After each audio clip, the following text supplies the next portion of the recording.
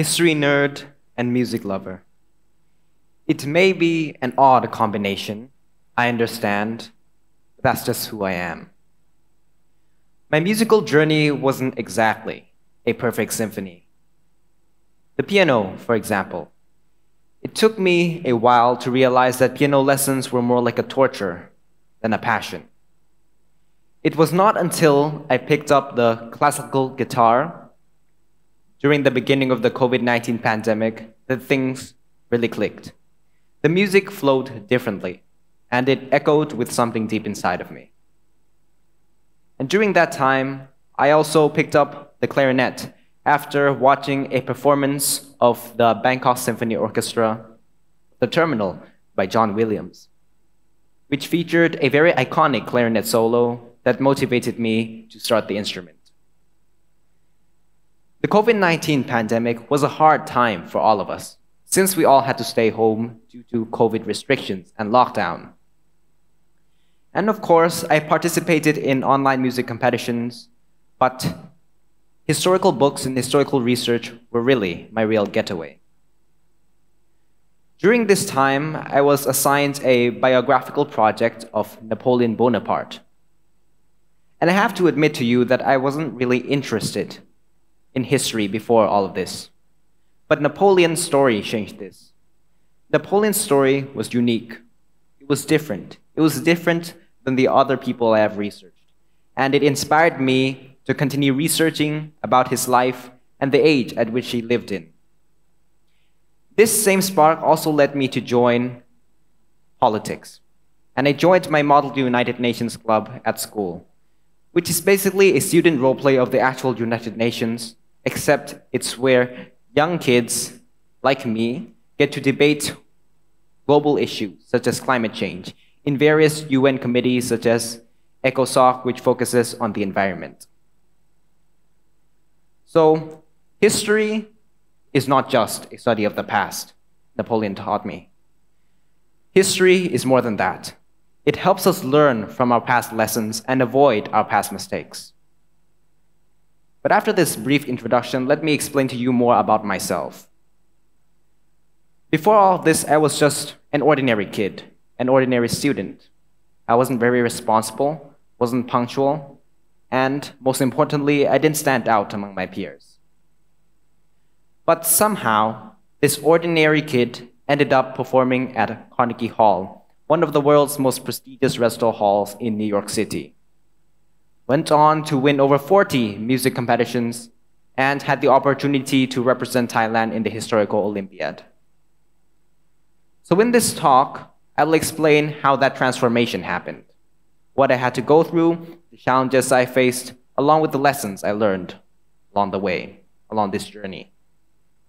But first, before we get into the story, let me talk to you about my performance at Carnegie Hall and why it was such an exciting and fulfilling moment.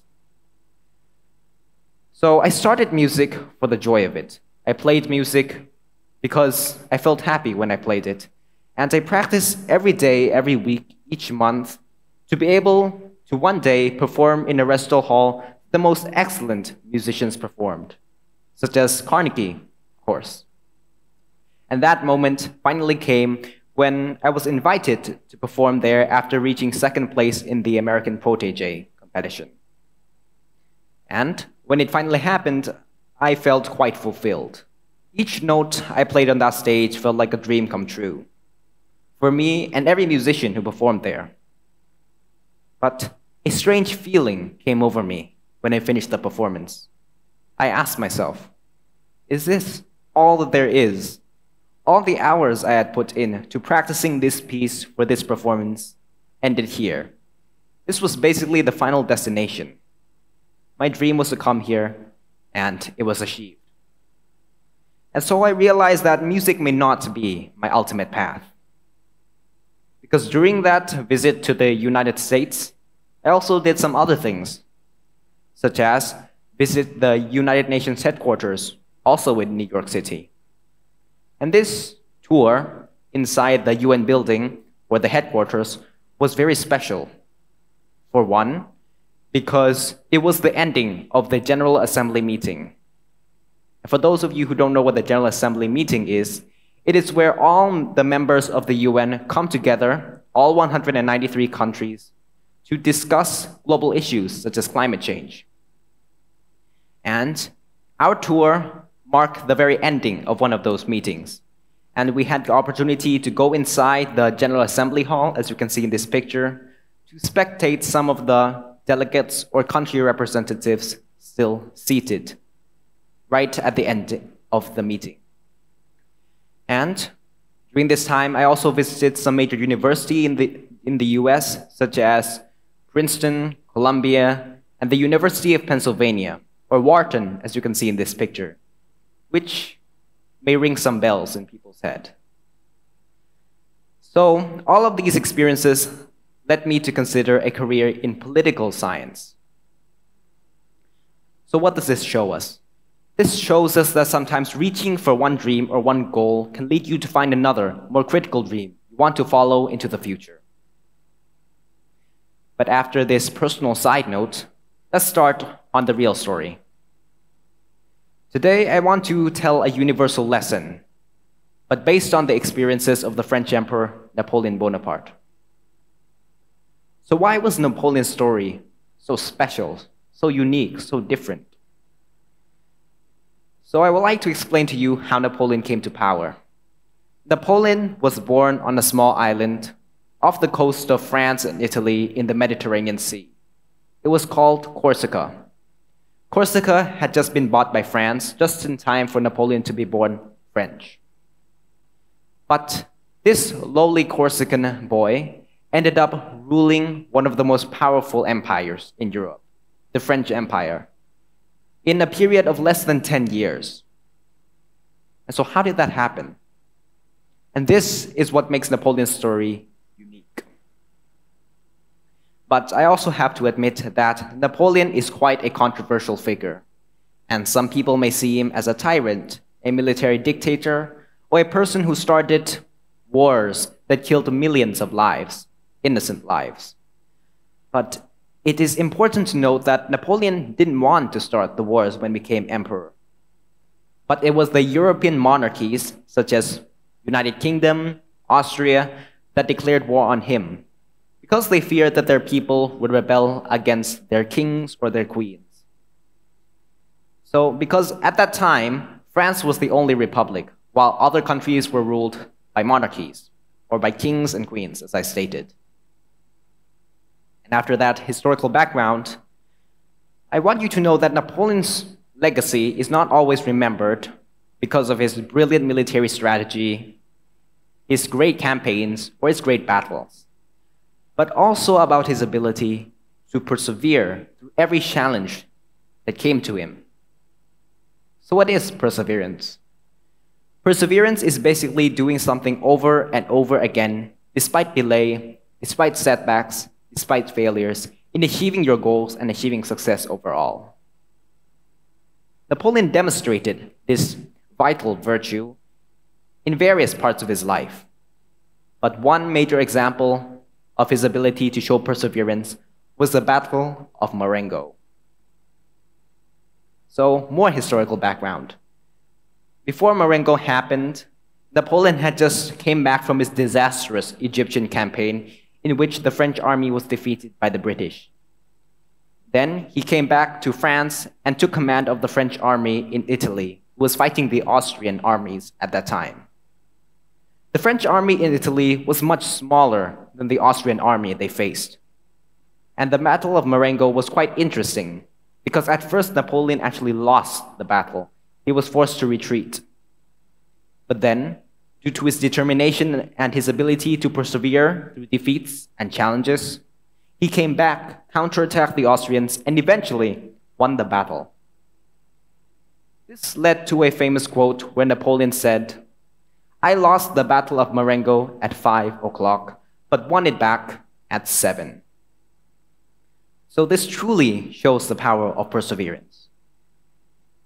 And in my journey as a musician, I faced Napoleon's grand battles, such as Marengo, not in battlefields, but in competitions, in recital halls, in performances. And one major performance or competition that I had to persevere through, which was quite tough, was when I performed at Mahidol University. And why was this competition very tough for me? This competition at Mahidol University was the first competition held in person, where I had to perform in a real recital hall with all the stage lights, with the overwhelming pressure. Because if you remember, I started the classical guitar and the clarinet at the beginning of the COVID-19 pandemic, where everything was held online. And so, of course, I had no prior experience performing in a recital hall like the one at Mahidol University. And most importantly, I had no experience in tuning. And as all musicians know, you must tune your instrument before entering a recital hall or before performing a piece, so that your instrument would be in the right key, in the right pitch.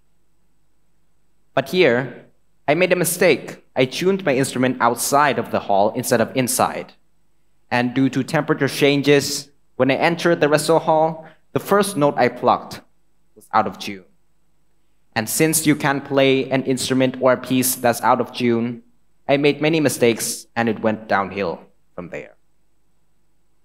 But despite this failure, I tried to reassure myself that persistence and perseverance would eventually lead me to my goal.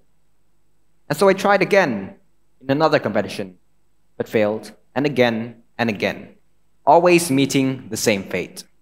Sometimes it was due to a rhythmic mistake, I got the rhythm wrong, or sometimes it was because I plucked a wrong note during my performance. But each time this happened, I resolved to be better. And eventually, due to my perseverance, I finally reached a top placement in the Wien International Music Competition when performing at the Goethe Institute. So from these experiences, I learned that perseverance is key and is essential. Or as former Prime Minister of the UK, Sir Winston Churchill once said, "Success is not final. Failure is also not fatal. But it is the courage to continue that really counts." I faced many of these challenges in my musical career, but this doesn't mean that I didn't face them in my historical competitions or career. I started participating in historical competitions around last year since I wanted to test my knowledge on history after beginning to gain more and more knowledge about various historical topics after I started that project on Napoleon's life. And so all of these competitions were hosted by an organization called the International Academic Competitions. Last year, I went through the regional rounds to the Asian Championships held in Khao Lak, Phuket, then to the Olympiad held in Rome, Italy. But the Olympiad is really the competition I want to focus on. The Olympiad is a one-week competition where young historians from all over the world come together to compete. And there are various competitions here, based on different time periods in history, such as medieval history, modern history, ancient history, or any other things you can think of. And in the Olympiad, I had a different feeling about competing. Since my competitors' skills were top tier, sometimes the answer was really in my head, but someone clicked the answer button just a few seconds before me. I didn't have fast enough reflexes. Or sometimes the answer was at the tip of my tongue, but I doubted if it was the correct answer and did not have the courage to press the answer button and missed out on a great opportunity to earn some points. Setbacks like these kept coming, but I tried to remind myself that it does not matter how many times I fall, how many times I get the answer incorrect. What matters is how many times I stand up. Because I reassured myself that the person who falls and gets up is so much stronger than the person who has never fallen. And by having this mindset and by persevering through each and every competition in the Olympiad that week, during one of the last days of the competition, in the last competition announced, I reached 4th place in the written exam, that competition, out of 64 contestants in my division. This is truly the result of my perseverance and having this mindset. So Napoleon and I and Napoleon you may have few similarities, but his experiences We can gain many valuable lessons from those, from his experiences such as that in Marengo or his great campaigns, and especially those lessons in perseverance and never, ever giving up. Looking back, I can barely recognize the kid who used to shy away from competitions, shy away from public speaking or opportunities like these. And now, at 13, life has brought all of us and myself to this moment. I believe that I can face future challenges in the future, and they will be much harder than the challenges I have faced before. But I believe that by implementing the lessons I have learned, especially those on perseverance, I can find my own ways to reach my goals. And when you learn to persevere and have the correct mindset when facing any challenge, nothing can stop you on the path to success and achieving your goals. Or, as Napoleon once said, until you spread your wings, you will have no idea how far you can fly. So before I end this talk, I would like to say two things. First is that every great symphony by any great composer you can think of, Mozart, Beethoven, often starts with a single note. And that note may be a little off-key, off-tune. It may be a mistake, and it may never be perfect. But remember that it is all part of the composition. And second, life is just like the piano. The white keys may represent the happy moments in life, and the black keys may represent the sad and miserable moments. But remember, as you go through life, persevere through life's challenges and overcome them, that the black keys also make music. Thank you.